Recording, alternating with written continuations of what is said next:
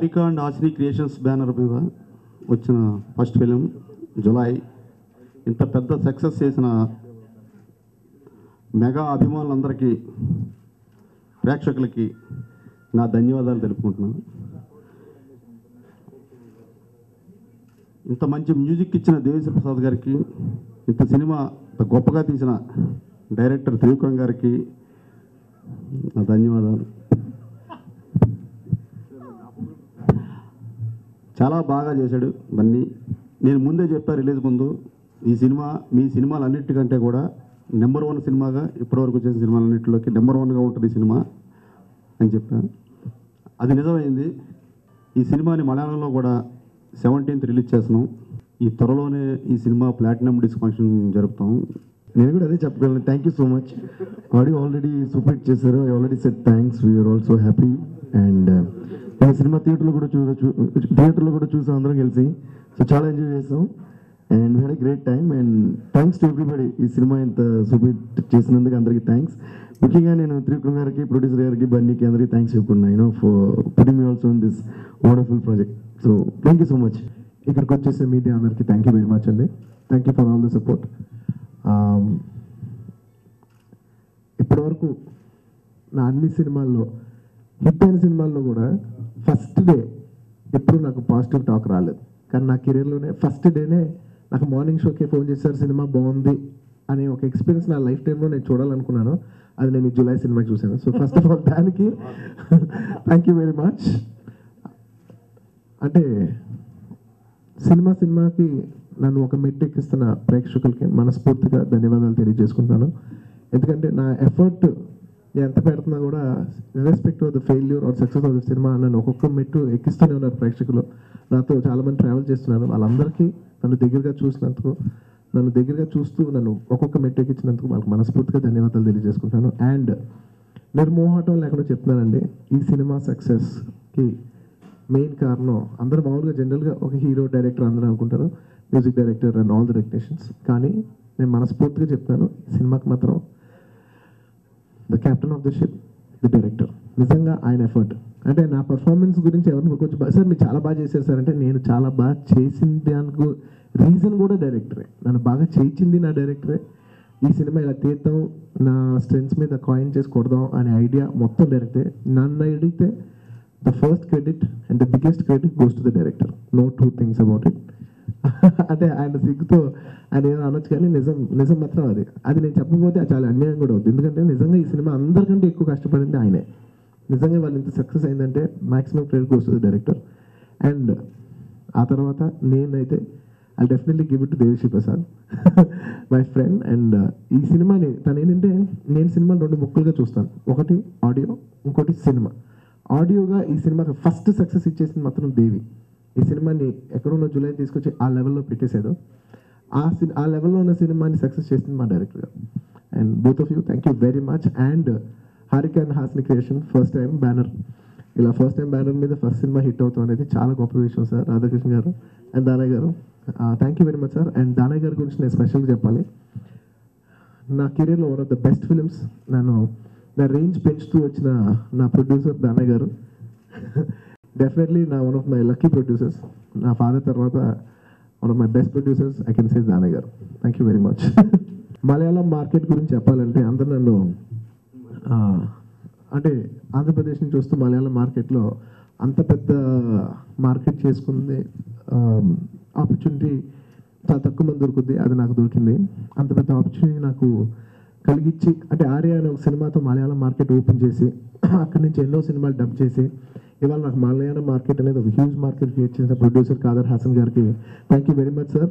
Today I'm Mallu star because of you, Mallu Arjun because of you. ఇవాళ ఈ July cinema కూడా ఆయనే ప్రొడ్యూసర్, ఆయనే డిస్ట్రిబ్యూటర్. మొత్తం సినిమా డబ్బింగ్ నుంచి సాంగ్స్ వరకు అన్నీ ఆయన టేక్ కేర్ చేసుకుని క్వాలిటీతో రిలీజ్ చేస్తారు. సో ఇలా మలయాళం ఆడియో కూడా రిలీజ్ చేయబోతున్నాం. Thank you very much for the success. And జనాలు ఎంజాయ్ చేస్తున్నారు, ఇంకా ఎంజాయ్ చేయాలని ఆశిస్తూ థ్యాంక్ యూ వెరీ మచ్. ఈ సినిమాకి అవకాశం ఇచ్చిన త్రివిక్రమ్ గారికి చాలా కృతజ్ఞతలు. నేను దానయ్య గారికి అండ్ అల్లు అర్జున్ గారికి thank you very much. Radhakrishna గారికి, దేవి గారికి thank you. Bunny sir and the director Trivikram sir, music director, and Daniel sir and direction sir, and all of my media people.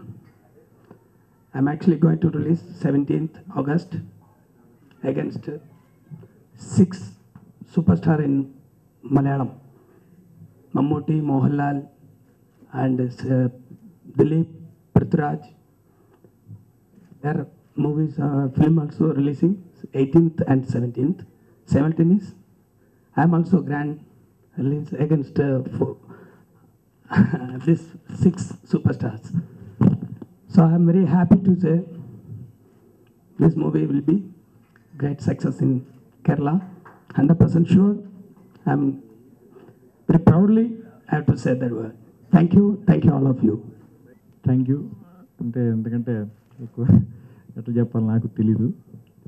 ఈ సినిమా ఫస్ట్ మెటీరియలైజ్ అవ్వడానికి కారణం ఇద్దరు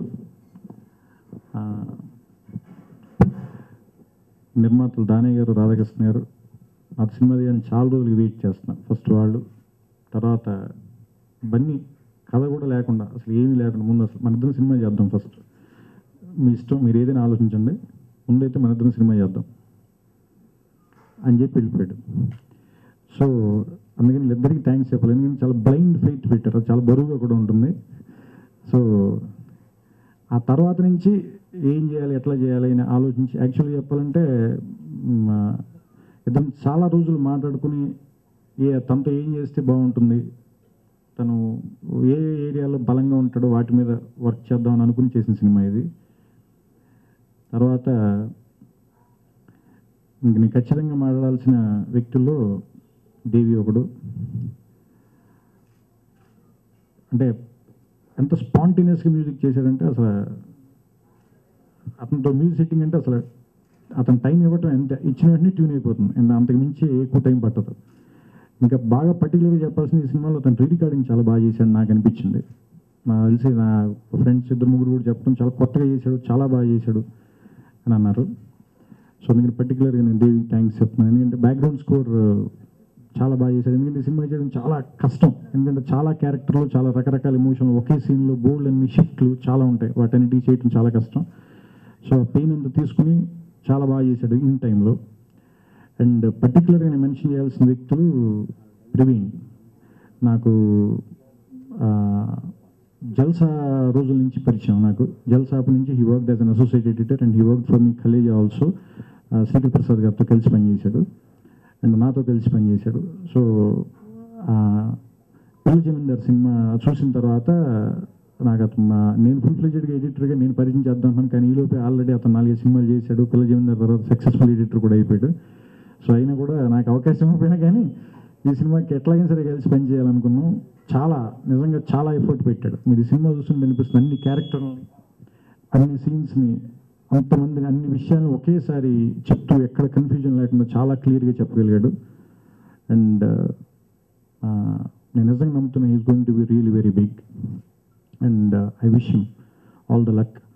and Ravi, art director Ravi ఇక్కడ లేడనుకుంటాను. నన్ను భరించినందుకు, మా నసంతా భరించినందుకు అతనికి పర్టికులర్గా థ్యాంక్స్ చెప్పుకోవాలి.